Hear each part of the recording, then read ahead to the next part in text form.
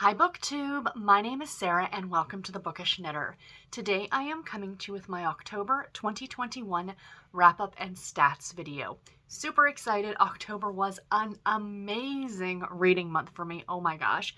I think it was the best reading month I've had so far this year. So yay. And thank you to audiobooks.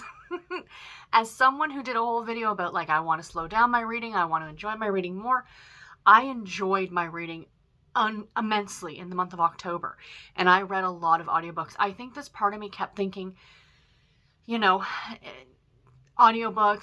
am I cheating when I know I'm not cheating because I am still enjoying the books? I just don't fly through them. I can't do a 3 or a 3.5 times speed, right? Or even a 2.5. Generally, I keep it around 1.5 times speed in case you're curious for when I listen to audio. But I do really enjoy getting into, of course, my print books, and I love ebooks, so it's nice to have a variety. But anyway, if you are new to my channel and you're not familiar with these videos, essentially what I do is I go through all my stats for the month. I love to keep book stats. I have a big spreadsheet that gets filled out every time I finish a book, and I pull all the stats for the month, so I will share those with you, and then I will get into what were my top 5 books of the month. So yay on that one. Cheers. Let's jump in and get started. Yeah, my Peeps mug. I'm having a cup of tea this morning of Merry Mistletoe from David's Tea. It's from last year's advent calendar. When you get the advent calendars from David, you get the, sorry, complete side note, you get these little pots, like little tins, I guess, and they seal up really nicely. But I find I was only using one, and then half of it, and then I would put the rest in this big Ziploc baggie, and it's almost a year later, I'm like, I really should finish all that tea. So that's what I've been doing. Just reaching my hand in the bag at random and pulling one out. So on to the reading stats for the month of October. I read 29 books in the month of October, you guys. That is fabulous. 24 of them were new reads, and 5 of them were rereads. My Goodreads goal, I'm at 212 out of 150 books. 150 was my goal. Clearly, I've surpassed my goal. I talk about this every month, I debated on upping the goal, but I decided just to leave it where it was, and let's see where the end of the year takes me. I'm 141% complete that goal. So in terms of star rating for the month, I had 3 3-star reads, 9 3.5-star reads, 10 4-star reads, 5 4.5-star reads, and 2 5-star reads, you guys. That's exciting. My average star rating for the month was 3.90 stars. That's up from September. September's was 3.60 stars. So not only a number of books read, or a number of more books read, but overall, I enjoyed the books more. Let's put it that way. In terms of what did I read in the month of October, I was all over the map, you guys.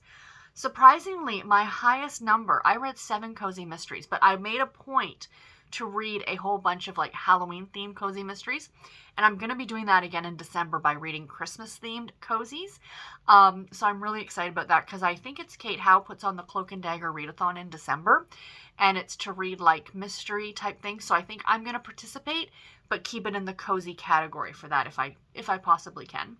I read 5 contemporary romance novels, no surprise there, 5 middle grade, 3 thrillers, 2 romantic suspense, 2 nonfiction, that was exciting, 1 chick lit, 1 historical fiction, a mystery, a classic, and 1 horror novel. Interesting. I was putting the list together. I'm like, what horror novel did I read? And I read a Mexican Gothic, which was okay. Didn't love it. It was okay. So I like to keep track of how many category romances I read. It's kind of my thing. I am unofficially the category romance queen here on BookTube. I mean, me and my best friend Brie host a podcast called the Categorically Romance Podcast. I love reading Harlequin. They are stand out, my absolute favorite. I just love category. So I love keeping track of how many I read. My goal is a quarter of what I read every month to be category. I fell below that goal this month. I only had 7% category, only 2 category romance books this month. I was actually really surprised. So I read 1 intrigue novel and 1 presents novel. So it is what it is. And then in terms of age group for the books that I read 22 books geared towards an adult audience, and 7 of them were middle grade. 5 of those 7 were the Babysitter's Club. In terms of publication date, I read 1 book published prior to the 1920s. That would have been my classic, and it was Alice in Wonderland, in case anyone's curious. I read 5 books published in the 90s, 10 in the 2010s, 6 published in 2020, and 7 books published this year in 2021. In terms of how I consumed my books, 17 audiobooks, 10 ebooks, and 2 trade paperbacks. Exciting there. In terms of series, because you guys know I have a gazillion series on the go, and I'm constantly starting new series just because. Of all the books that I read, 21 of them were part of a series. 8 of them were standalone books.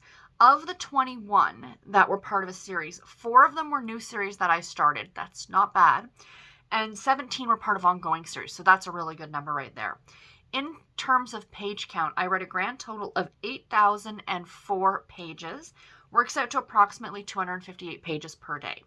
So a couple fun little random stats here. Not stats, but random facts, I guess, about the books.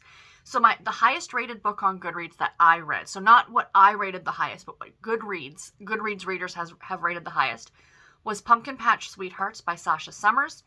Goodreads has it at 4.44%, or stars, 4.44 is the rating. I gave it 4.5 stars. I really, really like this one. The lowest rated book that I read on Goodreads, this surprised me actually, was The Sanatorium by Sarah Pierce. This came in at 3.42 stars on Goodreads, and I gave it 4 stars. So I liked it. I didn't love it, but it was entertaining enough. The longest book in terms of page count that I read was, again, The Sanatorium by Sarah Pierce, and that one came in at a whopping 400 pages. And the shortest book that I read usually is a Babysitter's Club book, unless I happen to read a novella. And again, it was another Babysitter's Club book this month, and it was Christie and the Haunted Mansion by Ann M. Martin. Came in at 145 pages. So the average number of pages per book, so I have my number of pages for the month, I divide it by the number of books I read, was 276 pages. So that's not too shabby. So let's get into my top 5 books of the month. So coming in, as I always like to say, going from least most favorite to most favorite, The Ex-Hex by Erin Sterling. I gave this one 4.5 stars. This one was so good. I think it was the first book I read in October, and it was such a great kickoff to the month. This one was a lot of fun. It's about these 2 witches who knew each other years ago. It's a second chance romance. It's got magical realism in it. And they had a fling when they were in college, and then he ends up going back home to Wales, and she stays in that small town in Georgia. And then he has to go back for family reasons. I don't want to give too much away. I mean, I did full reviews on all of these, you guys. What I'll do, actually, in case you're interested, is when I'm editing this and putting it up on YouTube, is I will link to the original video that I talk about all of these books. You guys can get my full thoughts on these, in case you're curious. So he goes back, and of course they meet back up again, and hijinks ensue. There's a talking cat. There's a delightful aunt. There's a fun, loving cousin. This was such a good book, and I loved it, and I am really, really looking forward to the next one in the series. The next one that I read, the next one on the list, is Pumpkin Patch Sweethearts by Sasha Summers. I mentioned this one just very briefly. I gave this one, again, 4.5 stars. If you guys are looking for a book to read, that if you love Hallmark movies, and if you love the autumn, if you love the fall fairs and pumpkin carving and all those kind of fall activities, you need to read this book. Fall exploded inside this book, and I loved it. It was the cutest story about a widowed father and his 2 children meeting this woman she's an artist, so she's a little bit eclectic, and she loves the fall, and it's delightful. It's absolutely delightful. That cover has to be my favorite cover of the month, to be honest. If I had to pick a favorite cover, it would definitely be this one.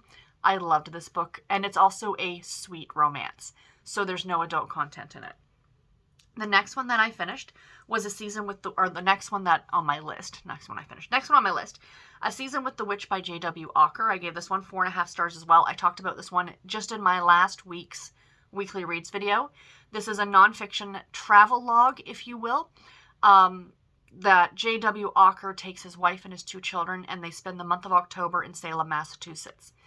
And kind of what happens while he's there. He interviews people, he talks the history, he talks about different locations.